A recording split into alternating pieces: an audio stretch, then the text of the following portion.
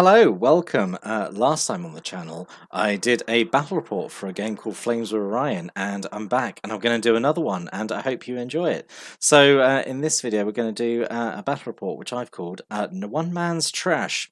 So, let's talk about what the mission is for this particular game. We're going to do the Scavenger mission. So, this involves both forces of mechs running around on the battlefield and basically like looting ruins to try and get as much valuable loot as they can. And then at the end of the game, whoever's got the most loot wins, which is great. So on their turn, mechs can go up to their up these ruins, and they can scavenge them. There is a risk that the loot explodes, like the ruins crumble on them and deal damage, or they can spend their whole time just getting more loot. And so it's going to be this really interesting back and forth of whether or not to spend time like attacking the enemy or to spend time gathering loot. And also this really interesting thing that if a mech has got loot tokens when it's destroyed, they drop their loot, so another mech can then swoop in and grab it. So it's a pretty interesting scenario, I think. I really enjoyed playing it. So we're going to look at the forces that were used in this mission. So fresh from their initial game where they fought against Desert Fang is Squadron Rho 674, who are the tough, well-armored military faction I've got. So their force consists of 4 mechs, like all mech forces do in Flames of Orion. So we've got Bastion, who's a heavy mech. He's equipped with a heavy weapon, a light weapon, and siege armor, which makes him really slow but also really tough. You've got Chief, who's the medium mech. He's got a medium weapon and a light weapon. He's also got an airstrike authorization, which means he can basically shoot anyone anywhere they are on the table. He just calls in like an airstrike to hit them. He's got extra armor, which makes him tougher.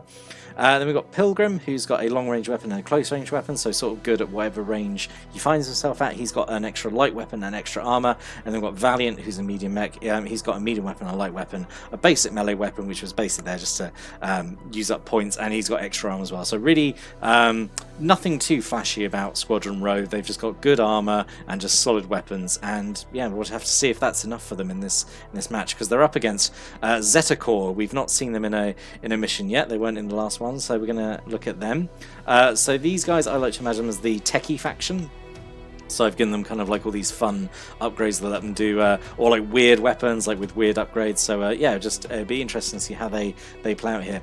So we've got Skyscraper, who's a heavy mech. So Skyscraper has got a rapid fire weapon, which is pretty unique. So what it does, it fires 2 shots at once, so you make 2 attacks with it at once, and both only do 1 damage, but it's essentially 2 shots, so you got more chance of hitting and doing damage. And it also has an extra rule where like you can use it more than once a turn. Normally you can't fire a weapon more than once in a turn, but a rapid fire weapon you can keep going, so potentially throw out like 4 shots from it in a single turn, which is really cool. He's also got a light weapon. He also has combat targeting systems, which gives him +1 combat score when he makes a shooting action. So he's kind of like the sniper, I want to say, just because he's firing out a lot of very accurate shots. We've got Cascade, who's a heavy mech. So Cascade has got a cluster missile system. So the cluster missile system it's basically like an AoE attack. He fires it, it does D3 damage, and it also potentially hits every target that's nearby the initial target, which is pretty cool for punishing enemies who group up close together. And also has got a light weapon just for an extra little backup there. And we've got Plague, who's a light mech. So Plague has a medium weapon and a light weapon, but what makes Plague stand out is he has a cyber warfare system, and this is a upgrade that he can use on his turn as an action, and he can target any mech on the board, rolls a dice on a 4+. He infects them with like malware, which means they can only perform 1 action on the next turn, but a mech can only be targeted by that once per game, whether it's successful or not. So yeah, so Plague can go around and kind of limit the actions of Squadron Rho. And then finally we've got High Five, who's a light mech. So he has a rail weapon. So he has a rail gun. The rail gun is pretty fun. Actually, you rather than targeting a single mech, what it does, you draw a straight line across the table, and everything in that line gets attacked, which is pretty fun. But unfortunately, because it's an experimental weapon, it generates heat every time it gets fired, so there's a risk of him running hot. He's also got a light weapon and a tactical uplink, which he never gets to use in the game, spoiler alert, but a tactical uplink, basically what it does, it tags a target, and his allies get bonuses to hit that target before the end of the round. So he's kind of like there as a spotter, sort of like a bit of a sniper, but yeah, High Five is pretty cool, I think. So that's XetaCorp. So we're going to look at the battlefield as well, see how it's arranged. So I bust out the, in the last game I did a 2x2 area. For this one I decided to use a 3x3 area. I just recently got this nice like mud battlefield like vinyl map that I really wanted to use. I realized kind of too late in the day after taking all the photos that unfortunately it doesn't photograph too well because it looks really obviously drab and muddy and the models kind of blend into it. But here we go, and I used some industrial terrain. This is from Tenfold Dungeon. I'll put a link to the terrain in the description if you're interested in getting it. It's basically just really nicely decorated like box lids, and they're double-sided so you can turn them so they're bottom down so you can use them as like rooms for like skirmish games or like roleplay games, or you can turn this side up and they become like like buildings and stuff, and they're just really cool. I've got 2 sets of them. I think they're great. So this was what the deployment was like. So you just had XetaCorp and Squadron Rho. They were in opposite corners. They did corner deployment for this game, so they can deploy anywhere within 8 inches of their corner. So just had them all like kind of fan out, ready to rush out and grab the objectives, which were placed around here. So these are what they're going after, try and grab loot, and say by the force that has the most loot in their possession by the end of round 5 is the winner. So we're going to see how that went down as we go into round 1. Squadron Rho gets initiative in round 1, so that means they get to act first. So on the first activation, Pilgrim advances straight away to the nearest loot marker. Immediately gets some loot, which is great, and then what he does is take a cheeky shot at Cascade, who you can see just the edge of the building there, and gets actually pretty lucky with his attacks and managed to get 2 damage onto Cascade. So really good first activation of the game there for Squadron Rho. Going over to XetaCorp then, so Plague then moves forward to the objective marker, try and do exactly the same what Pilgrim did, but is really unlucky. So you recall I said at the start that there is a chance these ruins collapse if you try and loot them, and that's exactly what happened to Plague. Went to go and loot it, rolled a 1, and he took 2 damage as this loot marker, this ruin, kind of exploded on him or collapsed on him. So he took 2 damage right at the start. So he hadn't done anything, and he's already taking damage. So failing that, then just started to move towards the center. So already XetaCorp, there is 1 fewer objective marker like on their side of the map, so that already puts them like a really big disadvantage. Then going over to Squadron Rho, so Valiant moved up. He got the same loot marker as Pilgrim here, so he also got some loot, and then just did a double move towards the centre to go and start contesting this one that Plague was moving towards. So yeah, there's a lot of this round. There's not much going on. It's really just a lot of double moving as the mechs go around and claim loot. So we had High Five here do the same, double moved to go and get the next closest objective marker. Thankfully didn't fall on him, so he managed to get some loot. And then Chief just double moved towards the center as well to kind of like back up Valiant against to try and get the center objective marker. And then we had Cascade fired back at Pilgrim with this cluster missile launcher. Managed to get a hit and inflict 2 points of damage, but Pilgrim managed to pass both his armor saves, so was completely uninjured. So really not going well for XetaCorp in this first round. And then Bastion did a double move, which is I think the first time he's actually moved, because he didn't move at all in the last game he was in. But he double moved towards the objective marker just to really get as many bodies on these objective markers as possible to start claiming loot. And then the final action of the round was Skyscraper took some shots at Bastion. Unfortunately, was out of range for his rapid fire weapon, but he did manage to get a little bit of damage in with his light weapon. Just plinked away and just started chipping away at Bastion there. So that's how the movement looked at the end of round 1. You can see everyone just fanning out and just claiming objective markers. I'm going to say now, it really helped actually having a bigger battlefield. Like there was a lot more manoeuvring in this game, and it made it a lot more interesting, I think. And then that's how the stats are looking at the end of the round. So Valiant actually gained quite a bunch of heat there in the heat check at the end of the round. And like Plague already down to like nearly like half health just from a really bad roll. So yeah, really rough start for XetaCorp there. So we'll see how they fare going into round 2. I forgot to mention as well, this is the loot at the end of round 1. So Squadron Rho has 2 bits of loot and XetaCorp has 1. Squadron Rho gets initiative in round 2, so they get to act first again, which is great. So unfortunately, Bastion takes the first activation of the round and takes a shot at Skyscraper with his heavy weapon, hoping to do a whole bunch of damage, but misses, which is kind of what we've come to expect from Bastion. But if you've seen the last game, you know that he takes a few shots to get his eye in, and then he starts really contributing. So yeah, kind of a bad start there for Bastion, but it's okay. Squadron Rho had a really great first round, I think.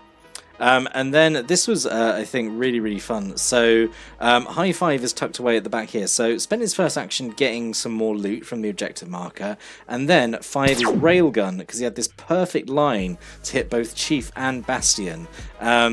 And we thought, like, oh, this will be fun. Maybe get 2 of them. Like, probably miss though, because it's at long range, it's through cover, that kind of thing. But actually got double crits on both of them, so D3 plus 1 damage to both of them, which is actually really huge. And at the end of it, so Chief only took 1 damage from it, but Bastion took a solid 4 damage from it. So it was a really good shot there from High Five. Really, I think, shot of the match, if I'm honest.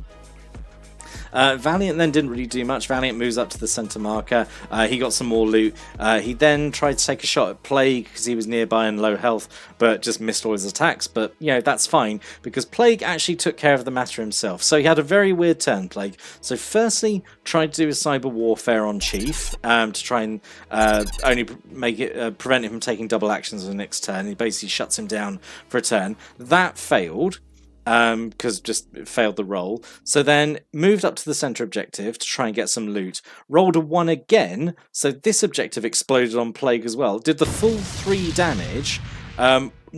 Plague made none of his saves at all, so he was destroyed. He was killed by this second objective marker exploding on him. And then made an explode roll. He exploded, and he ended up doing 2 damage to Valiant. So such a weird turn, and also the odds of getting 2 of these objective marks exploding and taking damage. So it was really funny that Plague was killed through basically no action taken by Squadron Rho. He basically just blundered his way into death, which was really funny. And like all he managed to do really was just get 2 damage on Valiant, that's all he managed to do, and destroy 2 objective markers, making it much harder for his own team to really do anything.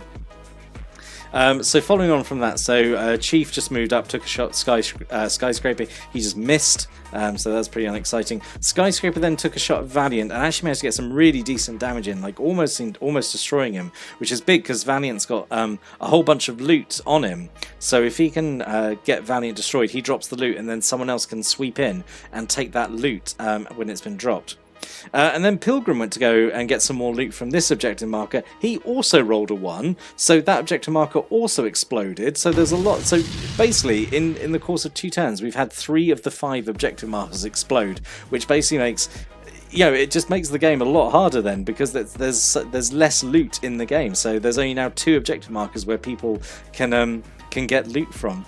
And then, so Pilgrim would have taken 3 damage, however he's made of sterner stuff than Plague, and he made all his saves, so he took no damage from this exploding objective marker. And then after he did that, he took a shot at Cascade. He kept bullying him. He did more damage to Cascade because Cascade could not make saves at all to save his life. And then all that happened then was Cascade then took some more shots at Valiant. This nearly killed him. This got him down to only 1 hull point. So Valiant was in a really precarious position. He was out in the open. He was only on 1 health. He was carrying a bunch of loot. So if XetaCorp managed to get the activation first on the next round, Valiant was in real trouble of being destroyed and dropping all that loot. So that was how the movement looked at the end of the round, and then this is the stats. So Plague already destroyed, which was so funny that he died from just basically bad luck. Valiant down to only 1 health. Already a lot of them are running quite high on heat. So yeah, pretty dangerous. And then the final loot here is 3 loot on Squadron Rho and 2 on XetaCorp. So we'll see how that changes going into round 3. So going into round 3, XetaCorp got the initiative, and this was the nightmare scenario for Squadron Rho, because, as I said, Valiant's in the open. He's only got 1 health left. He's carrying all that loot, so he was in a really precarious position. So Skyscraper went first because figured he's got the rapid fire weapon. He fires multiple shots.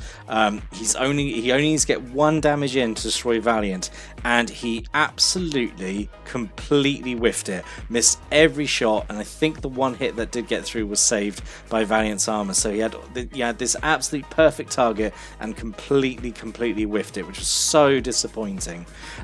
So then Valiant just spent his turn double moving basically towards the edge of the board to get to safety. But that made him run really high on heat. So he's only now 2 heat away from basically hitting critical heat and shutting down and potentially exploding. So yeah, but at least he was then away from enemy gunfire, and if he's lucky, he might be able to get through to the end of the turn and then escape off the board with the loot.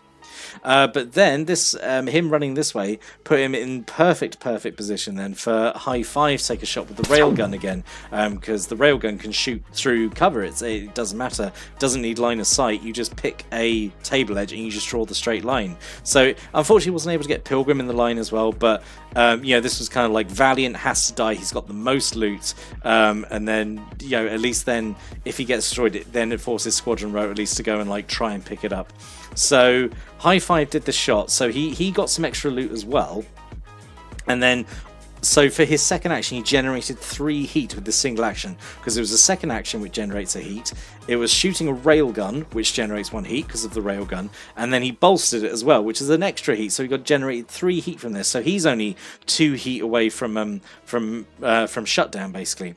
And he fired and he made a hit on Valiant, only got 1 damage, unfortunately got a low roll on the railgun because it does 1d3 damage, and Valiant made his save thanks to the cover. But I made a mistake here because the railgun actually ignores armor cover bonuses, so this should have been a fail, and Valiant should have been destroyed. But as we're going to see in a bit, it actually didn't matter, so we'll get to that. But yeah, that was again another moment Valiant cheating death, but this time was because of I got the rules wrong. And the rest of the time is actually pretty uneventful. So Bastion just got some more loot. He double moved and got some loot from the objective marker. Cascade had to purge some heat because he was running really hot. And Pilgrim just did a single move, like didn't double move, didn't attack anyone, just did a single move to kind of like reposition a little bit. And then Chief decided to stay where he was. He was sort of doing okay, and he thought, let's call an airstrike down Cascade. We like calling an airstrike down, it's pretty fun. And unfortunately, it just didn't really do anything. Did get a little bit of damage. Again, it was a low roll for the damage, but Cascade actually made his saves this time, so actually took no damage from it, which is a shame because then it's just the airstrike that's gone to waste. But it's always fun having it in the back pocket, ready to suddenly just threaten someone. So then we got to the end of turn, so all the mechs have acted, so then you have to do end of turn heat checks. So it was basically like, right, well, these two are fine unless we roll a 6 for the heat check. And obviously, both of them rolled a 6. They both hit double heat, they both exploded, they both dropped all their loot. So then suddenly, going into round 4, it was absolute Wild West now, because both sides have lost mechs and they've dropped pretty much then all their loot. So this was how the end of the round looked in terms of movement. Stats, I say, Valiant's been destroyed, Plague's been destroyed, High Five's been destroyed. Everyone else is kind of running on high heat. There actually hasn't been that many attacks. Like Cascade is kind of taken some damage, Bastion's taken some damage. Everyone else is actually generally pretty healthy because everyone's just kind of running after the loot. And at the end of it now, so Squadron Rho's only got 2 loot, which is being held by Bastion. The rest has been dropped, and XetaCorp's got no loot because, I say, High Five had it all, and he's dropped it by exploding. So round 4 is going to be really, really interesting to see what happens next.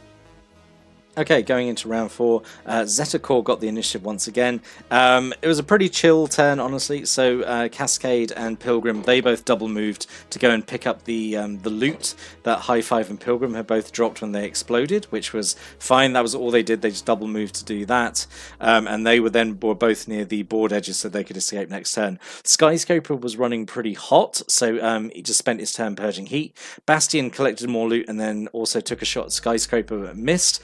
So it's a real shame that Bastion actually didn't get a hit in at all game with his weapons, but he still achieved a valuable role. He was still collecting loot and still helping out the team that way. And then Chief just came around the side here and tried to get a shot in at Cascade, just in this extra chance maybe of getting some more damage in and like potentially destroying him just after he picked up that loot and really completely destroying all hope of XetaCorp even like having a chance of winning. And he did get some hits in, he did do some damage, but not enough to destroy, but really did mess him up and like leave him really low on hull points. So that was the movement for the round. And then this is the final stat. So I say like Cascade is only down to only 2 hull points. Bastion is actually starting to run pretty hot. He's actually in danger of overheating on a bad roll next turn, so he's going to have to probably just stand there and do nothing. And say like Chief and Pilgrim basically completely fine. And then the final loot was 5 Squadron Rho and then 3 to XetaCorp. And that's not really going to change, but we'll see how round 5 went ahead in the anyway. Okay, so going into round 5, final round, XetaCorp got initiative, and then Cascade and Pilgrim, they basically both did exactly the same thing. They moved to the edge of the board and took a flee action, which means they just move off the board. They're completely safe. They escape with all their loot. So this guarantees that both sides have 3 loot safe. So really then there wasn't much left to do in the turn. So Skyscraper actually took a shot at Bastion, because Bastion was down to like half health, so there was a chance if Skyscraper rolled really well and just went kind of all out with his weapons, just fired his rapid fire weapons. That's potentially 4 attacks, that's potentially 4 damage, and Bastion's carrying 2 loot. There was a real potential here. I mean, like, you know, a small chance, but a chance worth taking, that XetaCorp here could have actually forced a draw if Bastion was destroyed. So Skyscraper took a shot at Bastion, say double action, just went all out with his Gatling guns, and but at the end only managed to do 1 damage, which was a real shame. Although Bastion was still in danger here because he's on 6 heat. He's only got a maximum heat of 8, so there was a chance here at the end of the round, if he rolled a 6 for heat, he would have exploded and dropped that loot, and again it would have been a draw. So really all Bastion could do on his turn was purge heat, but then he was safe. He didn't need to shoot back at Skyscraper. He was safe. He wasn't going to overheat. He had the 2 loot, so it was absolutely fine. And then because Chief was then the only mech activated, there was actually nothing for him to do. There was no point in him shooting at Skyscraper because he wasn't going to destroy him. There was nowhere he could go and get more loot. So really he just strutted around, knowing that that Squadron Rho had won because they had 5 loot in the end. So that was the final map. Say they just Pilgrim and Cascade just escaped off the board. Final stats here. As you see, Skyscraper completely untouched because basically he was, unfortunately, he was never really a threat, which was a real shame. Bastion obviously took a bit of a pounding, but Chief was actually fine. So it was much more a game about manoeuvring around and collecting this loot and kind of honestly like scrabbling around when things started going wrong. But yeah, finally, as I say, Squadron Rho had 5 and XetaCorp had 3, so Squadron Rho wins. And I don't know if like it really, I mean, it was easy for them. I think they really kind of stomped all over, because I think XetaCorp, just the dice were not on their side. The fact they lost Plague on turn 2, like basically no mechs of Squadron Rho had to like do anything about Plague. Plague essentially took care of himself. He was destroyed by accident basically. And yeah, so there were just some really unlucky rolls on XetaCorp here, so I'm really looking forward to getting XetaCorp back on the table. I think in the next game I'll do them against Desert Fang, and it can be sort of like a battle of the losers. So Squadron Rho is undefeated at the moment, so it'd be interesting to see XetaCorp actually do more of their thing in the next round. But I really hope you enjoyed this battle report. Once again, I really enjoyed playing it and putting it together. Who do you think the MVP of the game was? Personally, I think it was Pilgrim, who just managed to just be really solid, like keep doing damage and surviving everything thrown at him, and he collected up loot. Pilgrim in my mind was the MVP, but the absolute shot of the match I think was that one from High Five, the railgun shot that got both Chief and Bastion and managed to do a whole bunch of damage. That was really fun. But I'd love to know what you think about this. Did you enjoy this battle report? I'm going to do a third one, as I say, when I do Desert Fang versus XetaCorp and give them both another outing. But I've really enjoyed doing these Flames of Orion battle reports, and it really gets me motivated and inspired to do more battle reports for other games. So yeah, I hope you enjoyed this one, and thanks for watching and listening.